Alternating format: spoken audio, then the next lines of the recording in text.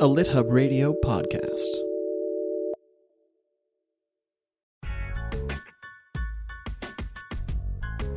Hello, heroes and heroines, advocates and fighters and allies. Welcome to Right Minded, a show about writerly inspiration and sometimes craft and sometimes process, and always the books and interests of our guests. I'm Brooke Warner, and I'm here with Grant Faulkner. And Grant, today's episode for me is special. Lee Wind is someone I've known a long time. He's very dear to me. He's a longtime literary steward, and he works at the Independent Book Publishers Association, and he's worn a lot of hats over the years. Equally important, of course, is that he's an author, and that's why we're having him on the show today to talk about his new book and other things. And what I love about Lee is that he has this very specific and singular mission with his work, which is to showcase gay protagonists and roles that have not been traditionally reserved for gay protagonists. And he writes these protagonists, that he says would have changed his life or even saved his life when he was a gay closeted teen. And so he's an important voice in queer fiction who's written multiple books. And so I'm really excited about this conversation and his advocacy. So I kind of want to start from there. Yeah, I'm glad you mentioned his advocacy, Brooke, because that's what really struck me when I dug into Lee's work and what he's really all about, or not all about, but largely about. And it's just so cool that he's focused on supporting gay youth in so many ways and with such exuberance and energy. And there's a section of his site dedicated to books for queer readers that everyone should check out. And he's also explicit to be inviting to allies. And as we've talked about so many times before on the show, reading the work of anyone whose identity is marginalized is almost guaranteed to make you a more empathetic person, not to mention smarter and kinder and more understanding of the world beyond your limited personal experience. So I'm curious, Brooke, can you remember reading any books that featured anyone gay when you were growing up? Never mind gay protagonists, just gay characters. Yeah, I mean, no, I really, quick no. Yeah, and I wasn't closeted in my teens because my personal experience was that I came out later in life, or I fell in love with my ex-wife when I was in my late 20s. But I had a gay dad, and he came out when I was 5. And so if I had read a book with a gay character, particularly depicting a positive gay character, I know that would have been helpful because I was ashamed, and especially in the early 80s, having a gay dad was really fraught because of AIDS, just coinciding at that time and people not understanding so many things, so it's more like I was ashamed of the circumstance or not so much ashamed of him. Right. And that shame came from secrecy. It came from the fact that AIDS had exploded on the scene during that time. And so there was just a lot of stigma, and the evolution therefore has just been so profound. And so, yeah, I mean, I'm reiterating no, but I do remember the gay-ish character, of course, Jack Tripper, aka Ritter, on Three's Company, whose character pretended to be gay. And that was like his ploy, and it was just so funny that this guy is pretending to be gay so he can live with these two beautiful women. And there was always these suspect looks from Don Knotts' character that reminded you, of course, it's really not okay to be gay. And that's like really mainly what we grew up with, Grant. Totally. It's funny you mentioned Three's Company because that was probably my main experience of gay representation growing up as well. And it's, of course, farcical to say that was gay representation, of course, for all the reasons you mentioned. And I think what was interesting for me was my brother is gay, and we both grew up in this small town in Iowa in the 70s and early 80s. And definitely no one was coming out back then. And my brother didn't come out until I was in my senior year of college. And it was interesting having a lack of gay characters growing up because I think I knew my brother was gay, but I didn't have the language to truly say it or realize it, which just seems really odd to me now, but it was the case. And I was like a punk rocker in high school, and I always joked that, there were 73 punk rockers in the state of Iowa, and we all showed up at the same concerts, and many of those 73 were gay because punk tended to attract people who were outcasts in one way or another. And it was kind of a safe space for them, so I was aware of people being gay, but I just didn't have that language for my brother. But I remember him, he gave me this book, Family Dancing, for Christmas. And I think it was the mid 80s, maybe like 1987. Anyway, it was a collection of short stories by David Levitt, who is gay. And it was almost as if David Levitt was the only gay author in the world at that point, because I just didn't know many. But his book was groundbreaking just because it was one of the first mainstream books to have gay characters. So we've come a long way, obviously, thanks to books like this and shows like Will and Grace and others, which show how, for me, it just shows how important art is to explore all sides of humanity. But we've obviously got a long way to go, especially with all of these book bannings going on in the world. Yeah, and other malevolent forces in our politics that are so, anti. And I'm thinking that Lee probably had a pretty similar experience to your brother growing up, just in the sense of their age demographic. And, so it is people like Lee who are creating representation and changing the literary landscape. And it's so meaningful, first of all, to queer youth, who is really Lee's primary, readership. But what I do love about what he's doing in this most recent book, his book called A Different Kind of Brave, is that he's re-envisioning these kind of tough guy characters. And so in his most recent book, this one, A Different Kind of Brave, his protagonists are Nico and Sam idolizes James Bond. And then over the course of the book, he kind of comes to terms with the fact that Bond is maybe not a great role model, and the teens sort out their love story. And there's a lot in here about the pressures not to be gay and how two young people navigate love in a society that would much rather see them with girls. And so the idea behind the book is that they have to be brave. It's a particular kind of male ideal, so to speak, but a different kind of brave. And I just imagine that a book like this is, maybe mind-blowing to a certain kind of teen, who lives in a place where their experience is not recognized or not okay. At the very least, even for people who are accepted, it's so helpful. And we have circled this idea of representation so often, Grant, in previous podcast episodes that we've done, whether it's around characters of color or disabled characters.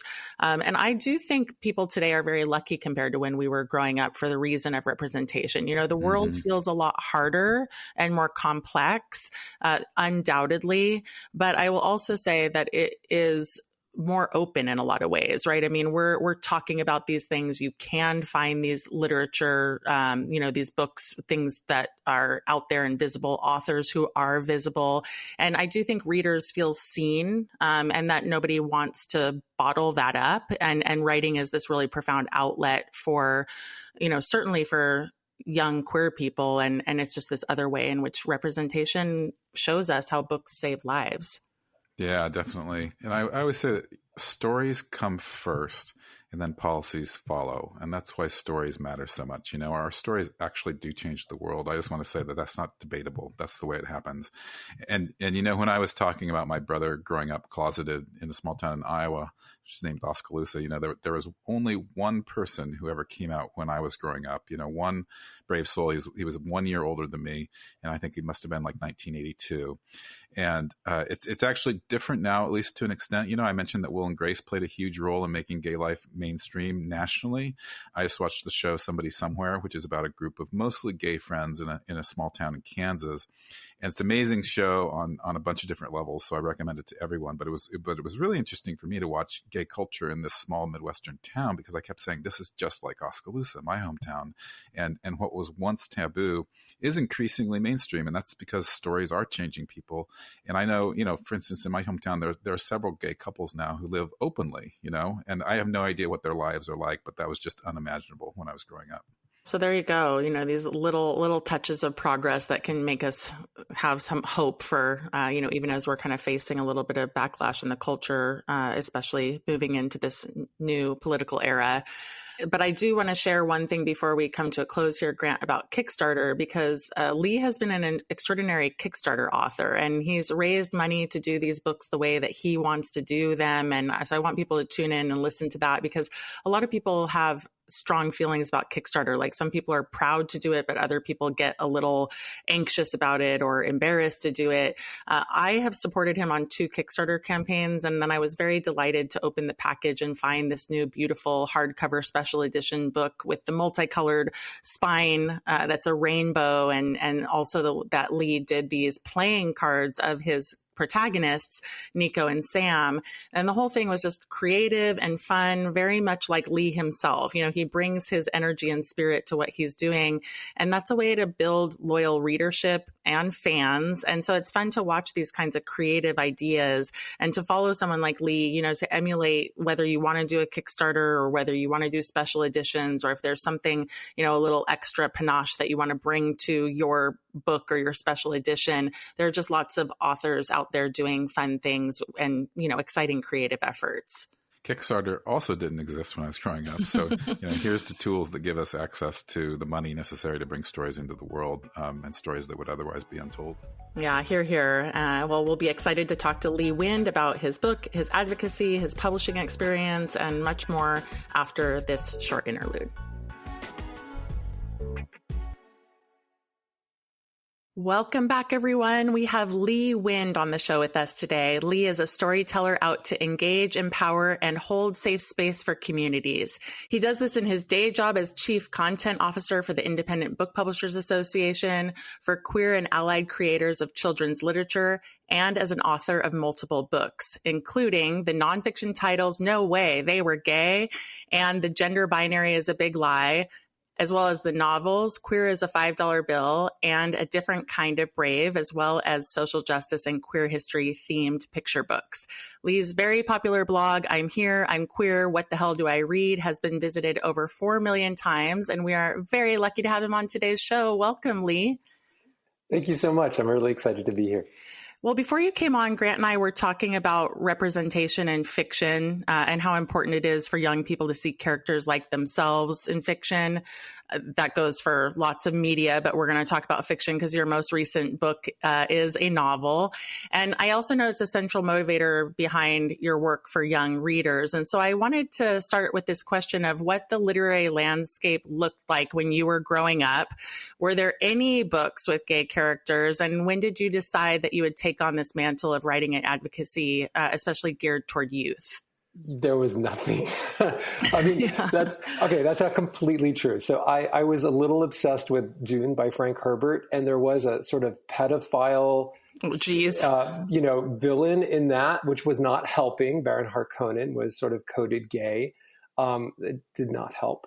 And then there was, basically villains. Like that was the only appearance. I can only remember one other book it appeared in. It was a middle grade Civil War sort of like historical thing where the main character was like a cabin boy, and the evil captain made a pass at him, and he, managed to get away, and we were supposed to be rooting. And I remember just thinking, what if he had not gotten away? But yeah, so basically it was a barren wasteland. And, going back, I started to, find, other books, and like Annie on My Mind by Nancy Garden was the very first sort of like YA queer book with a happy ending. And, that was, I didn't know about it until I was an adult. And I really felt like, so much of the books I write are really writing it. If I had a time machine, I'd send it back to myself, right? But I don't have a time machine. So I try to pay it forward. And there's an enormous amount of healing that I find has come from me sort of populating literature with the books that would have made such a difference to me. And I kind of, that's my guiding light, really. Like, would it have made a huge impact on my life as a, young, gay, closeted Jewish kid growing up in the suburbs, child of immigrants? Would it have impacted me and made me feel like I belonged, like I had a place in the world? Well, Lee, was there a specific moment in time where you're like, I'm going to start doing this, or had it always been percolating for you?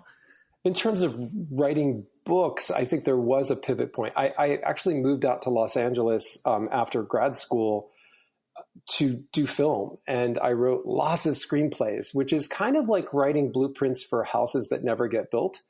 So I found that very frustrating, and I thought, I would rather focus on writing a book, which actually is in its final form, sort of. Yes, there's still like, you have to get through the editing and find a publisher and all that, but like a book is a thing that you can kind of, you have a little more control over, I felt.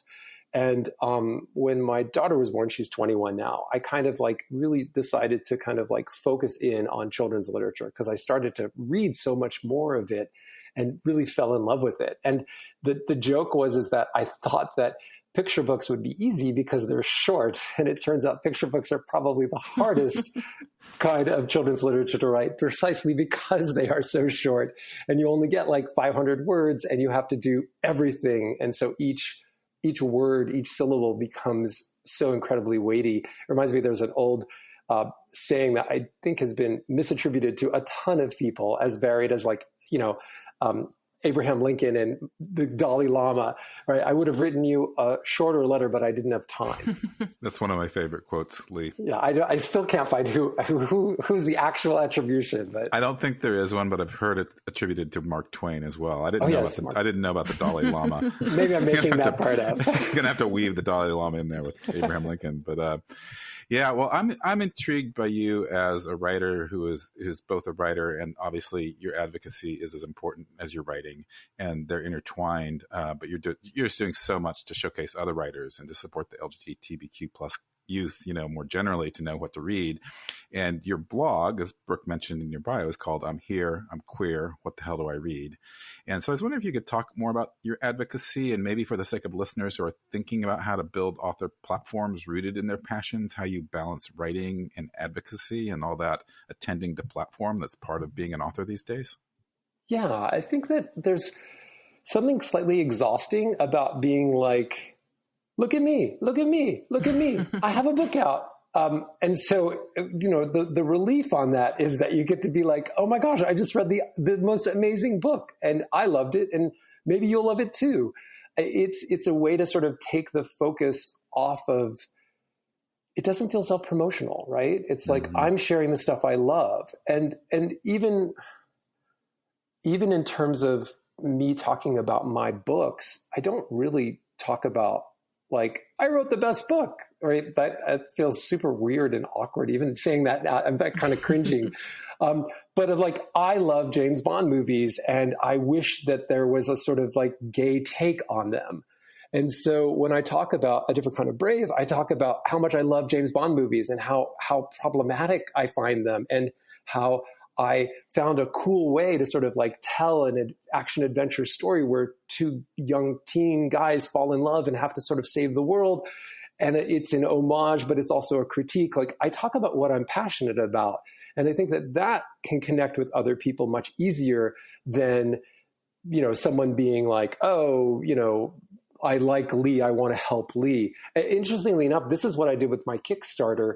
I didn't make it about me. It wasn't about like, help me raise the money to do a all bells and whistles, collector's edition of A Different Kind of Brave. The whole point of the Kickstarter, I mean, yes, backers could get a fancy collector's edition and it's very beautiful. But the point of it was to raise enough money to donate, to buy and donate paperback copies of the book. And we're going to be able to donate over 670 copies to teens because of the Kickstarter being successful. But again, like, the Kickstarter wasn't about like, help Lee. The Kickstarter was, help me empower, let's join forces and let's empower queer and allied teens, because this is a vehicle to do that.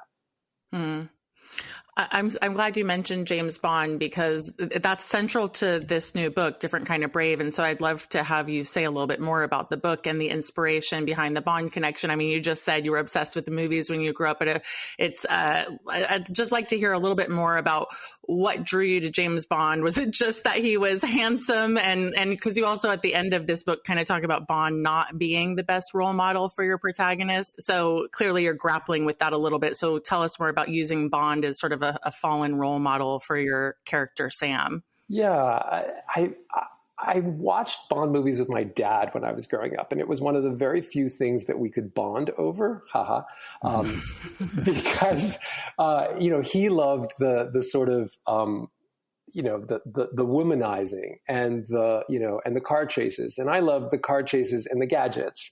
And so, we found in the Venn diagram of our interests, there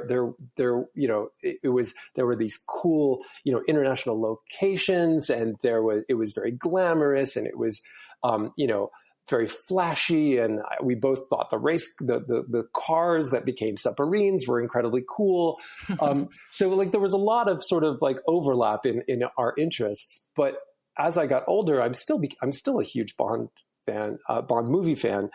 But they're so problematic, the movies. And it's interesting the things that they did in remaking them. So like, there's this pretty famous moment in Dr. No, where Ursula Andress comes out of the ocean and she's in a skimpy bikini and, she's singing a song and Sean Connery is like watching her come out of the ocean in a kind of slightly lecherous way. But it was this iconic Bond moment, right? Like this beautiful woman coming out of the ocean, and she was a Bond girl. And then, fast forward, there was the movie with where they were in Cuba, and Bond was played by names. Pierce Brosnan? Pierce Brosnan. Thank you, Grant. Okay. Oh my gosh, that was embarrassing. Do I win anything? I think I lose my Bond card. Yeah, you lost it. Anyway, so Pierce Brosnan is playing Bond, and and Halle Berry, who is this gorgeous black actress, she comes out of the ocean in her sort of like skimpy bikini. And it was another iconic moment that was sort of reframing Bond, like, hey, an object of interest didn't have to be a blonde white woman. It could be this beautiful black woman. And Halle Berry is gorgeous. And it was this big moment. And then when they rebooted the series with Daniel Craig in Casino Royale, Daniel Craig is Bond. And yet he's the one coming out of the ocean dripping with his muscles rippling. And it was this sort of like nod to sort of like the object of desire could be Bond himself. And it was sort of this interesting sort of like wink and a nod to the gay viewers.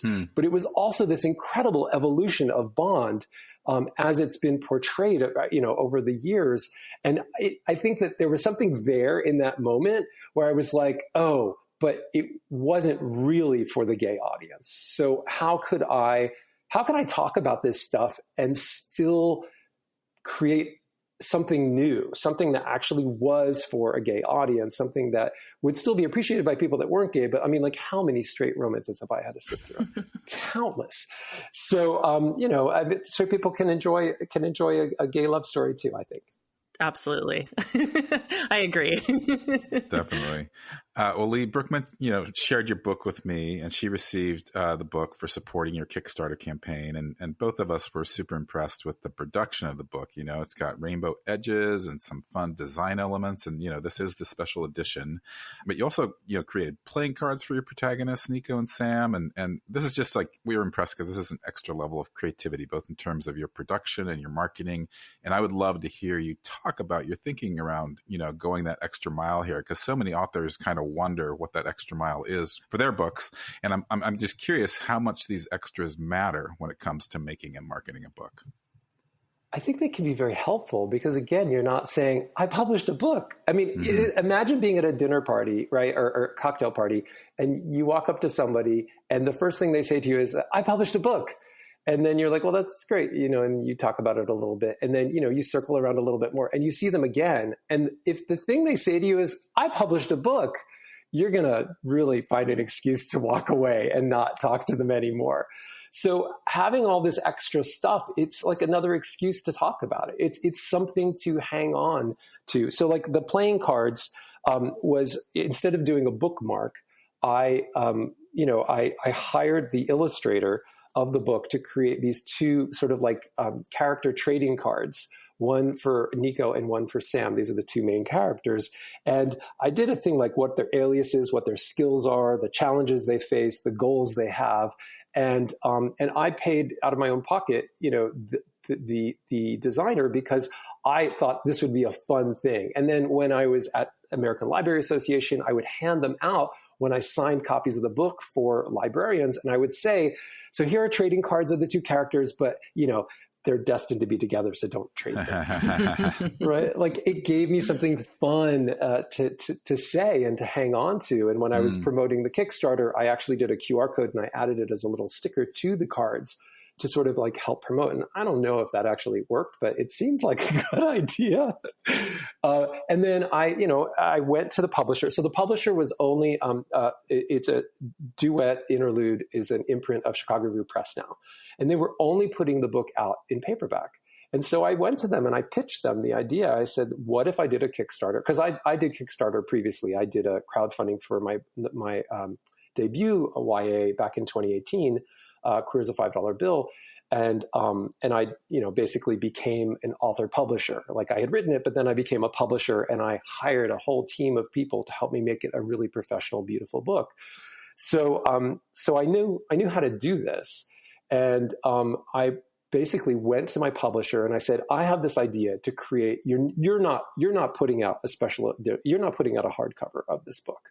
So what if we did a special edition hardcover that was only available through the Kickstarter as a way to raise money to buy from you, my publisher, paperbacks? And what if we did a really big number? What if we tried to do 400? And because there's a cool camp for queer and allied teens that had 350 campers at it this past summer. And I thought, and they agreed to distribute it to all the kids. So I thought, all right, well, we have that goal, and then maybe we'll do 50 more. And they went for it. But then I had to make it cool and special. So again, I went back to CB Messer, who is the designer of the cover. And I'm like, hey, would you be willing to do this? And I hired her to do it. And then, and we created something that felt really special. And, it was interesting. We wanted to do sprayed edges, and sprayed edges are incredibly expensive. And this kind of printing also, it's not print on demand. It's like, it's offset printing, but it's a really small number, right? It's just like a couple hundred. So the whole thing became very expensive. So we were trying to come up with like clever ways of making it not so expensive. Like spraying the edge of a book, like one book is like more than $10 just to spray the edges and make them fancy. Wow. So because we're not doing these huge quantities. So we ended up brainstorming, and we came up with the idea to frame every page with a sort of ombre rainbow. And then so the book looks like it's printed black and white, but the edges are color. And then when they sliced the pages, they sliced through the ombre rainbow, which created the effect that totally makes it look like the edges are sprayed. And even the printer was like, we've never done this before. And it's really super cool. And, and that was like, $1 extra to print in color rather than $10 extra. So it became interesting. Like I got to wear a little bit of like a publisher hat, but ultimately there's not even an ISBN for these hardcovers, because what I assured the publisher was that this would not cannibalize sales of the paperback. Right? How do I incentivize them to do it? They want to sell paperbacks because that's what they're selling. That's so interesting, Lee. I didn't even notice that, actually, now that I'm looking at it. It's funny. I didn't not see the barcode. So there you go. It just had so many fun things. So I wanted to talk about the Independent Book Publishers Association for just a second. We know each other because of my time serving on the board there. And I think of people like you, kind of like consummate book people, right? You work in the industry, and you're also an indie author. And I'm curious if you could talk a little bit about the considerations you have as an insider when it comes to publishing, because I didn't actually realize, or I didn't know if this was self-published, but you definitely published with a publisher. And I think previously you did self-publish. So what insights do you have around, being what would be called a hybrid author, which means people who publish, different publishing paths. And also this is a moment that we could plug IBPA if we want to. Thank you. I think IBPA is a really cool, wonderful organization that I think it's a lot about sort of empowering and supporting independent publishers, and also authors that want to become publishers themselves. And we don't call it self-publishing. We call it author publishing, because self-publishing tricks people into thinking that they can do it all themselves. But Good you have point. no business designing the cover of your book if no one is going to pay you to design the cover of their book. You need to hire professionals and put together a team. And if you're doing that, if you're the person hiring professionals and putting together the team, you're the publisher. So that's where we get the term author publisher, which is not particularly industry standard, but I'd like it to become. I kickstarted my first book and did it. And I realized pretty quickly that while I liked the control and I'm getting to make all the calls, I didn't love a lot of the parts of it. And also, I write books for kids and teens. And even though I have 8 books under contract, I need a day job. That's sort of like the weird secret of children's publishing, is that, the people that get the giant opportunities, right, to speak at the big conferences, to the ones that win the National Book Award or whatever, they're the sort of the exceptions. And even some of them have day jobs. And yet we're kind of, we're taken in by this fantasy of like, everybody is able to, be a bestseller and, support their family and a fabulous, glamorous lifestyle on what they make on their book. And I think that it's a weird thing about capitalism that we think about the value of a book as only, well, how much was your advance? How much did you make? How many copies did you sell? Brooke, you've written about this as well. Like, it's really important for us to be thoughtful about like all the other things that come to us as rewards for writing and for publishing. And it isn't always necessarily just financial. And also, Big Magic by Elizabeth Gilbert is a book I really like on craft and sort of living a creative life. And she says that demanding your creativity pay the bills is not a very kind thing to do to your creativity. And I really take that to heart. So I have a day job and that helps support me and I love it and my family. And then I get to write and I get up really early every morning and try to write before I start my day job because that's when I'm freshest. Through IBPA, I've been able to do some really cool things. Like we created a project called We Are Stronger Than Censorship, and we're working in partnership with Every Library Institute. And it's sort of a bit of a clapback to all the book banning that's been going on because the book banning is really focused on books with queer content and books with Black and other marginalized communities, focused on the history and even just characters or even just the authors being there's one book that the author is asexual, and that's why the book has been banned. So we're trying to push back on that, and we're basically trying to raise money to buy 2 books to donate for every 1 book challenge or ban. And we are also trying to point a light on how independent publishers are really driving diversity in our industry. There are some wonderful books coming out from traditional publishers, but ultimately their traditional publishing, the corporate publishing, is really focused just on money. And it becomes a very frustrating space, even for people that have the fortune to be published in that way. And I think independent publishing is a home of much more mission-driven publishing. And that really speaks to me and my heart. And I'm very proud that all of my books are at this point, either I publish them myself or I pluralize myself there. I published it myself, or I'm with an independent publisher. And some of them are really, established and wonderful. And it's been fascinating to see how different publishers approach and work with their authors. Because I have picture books with 4 different publishers at this point, and my nonfiction's with Lerner, and the fiction, the YA fiction, is with Chicago Review Press. So it's been really fun to sort of see the difference, and I think it makes me a better person to work at IBPA, sort of helping work with the publishers to figure out, well, what's a good marketing program, and like we had. I'm sort of the person in charge of like, well, what are the book marketing programs we're going to offer our publishers? And I always think, well, would I spend my money on this? And if the answer is no, then it's really, we don't do it because I think that it really has to rise to that level. Like, is this something that's really worthwhile? On that note, Lee, in closing, since you do, obviously so much to promote other authors, and your blog is all about supporting young readers to find books to read that feature queer characters, can you share a couple of books you've loved recently and what makes them stand out so our listeners can hopefully go read them right now? Absolutely. Okay, so YA fiction, I have 2 to recommend. One is called The Darkness Outside Us by Elliot Schruffer. It is science fiction. It is super cool. There's an incredible twist, which I won't reveal, but you just got to read it. And it's gay and it's amazing. And there's a sequel that's come out that I haven't read yet, but that was really, really good. And I listened to the audiobook. I listen to audiobooks quite a bit. It is the way that I get to squeeze in consuming books in between everything else. I also really enjoyed The Emperor and the Endless Palace, Justinian Huang.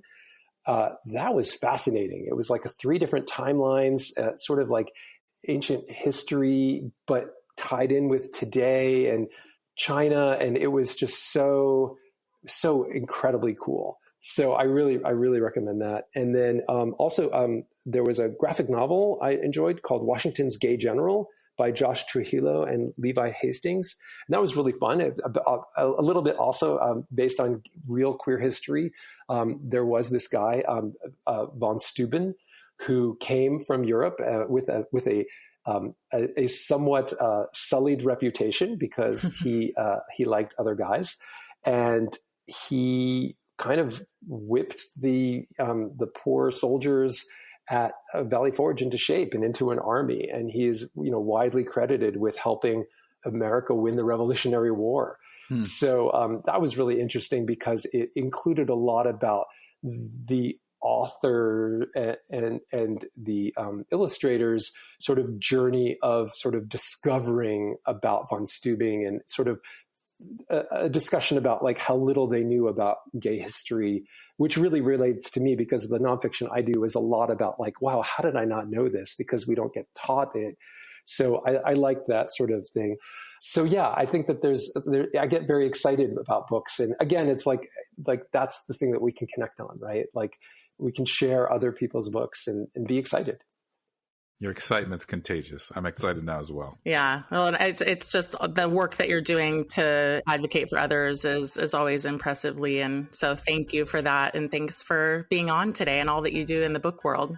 It's truly my pleasure. Thank you for the opportunity. And thank you for your podcast. I really enjoy it. Thanks, Lee. We'll be right back with this week's Substacking.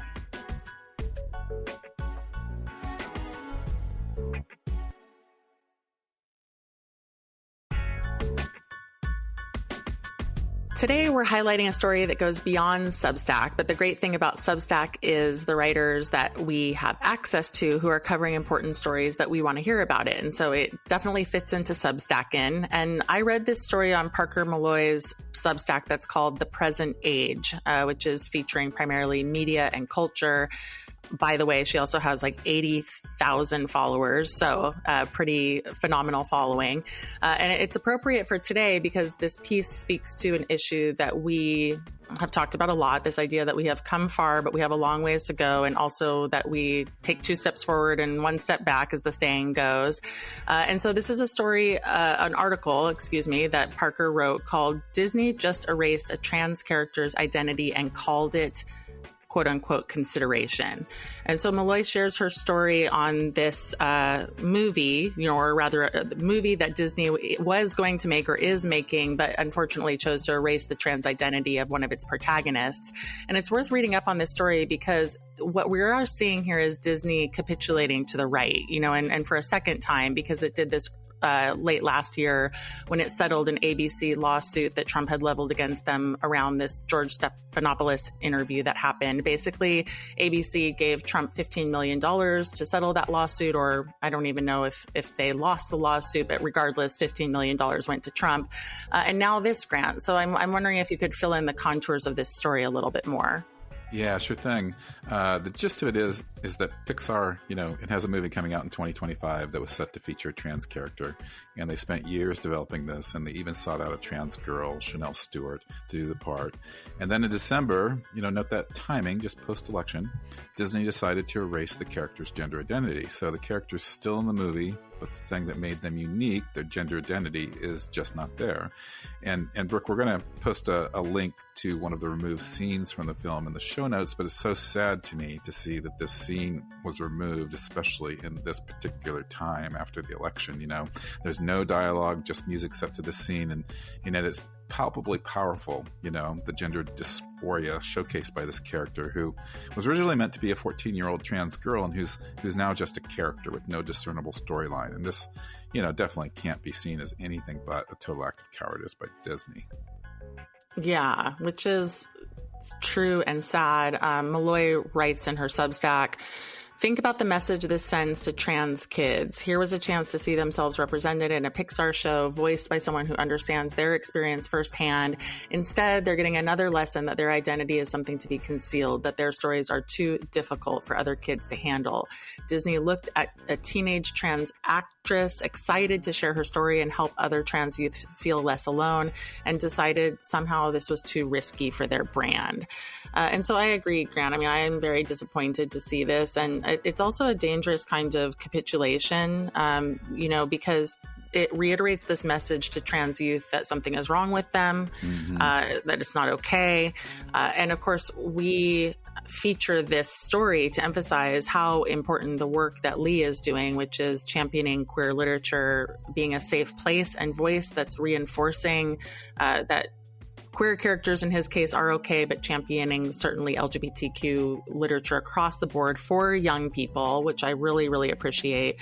And we're going to need a lot more of that in years to come. Yeah, definitely. And one thing you can all do as listeners is check out Lee's work. It's also important to note here that not only queer kids benefit from books with queer protagonists, we know that reading about characters who are different than you makes you a more empathetic person. So being able to see and understand other perspectives makes for more compassionate kids. So please do yourself and the kids in your life a favor by making an effort to read one of Lee's books or one of the books Lee recommended in this show or on his website, which is leewind.org. Compassion can save lives, literally. And in some ways, that's what we're about at Right Minded, saving lives and making lives through our art and our creativity and our imagination. So thanks for listening and helping us further this very important conversation. We'll be back next week with more Right Minded, so please keep tuning in.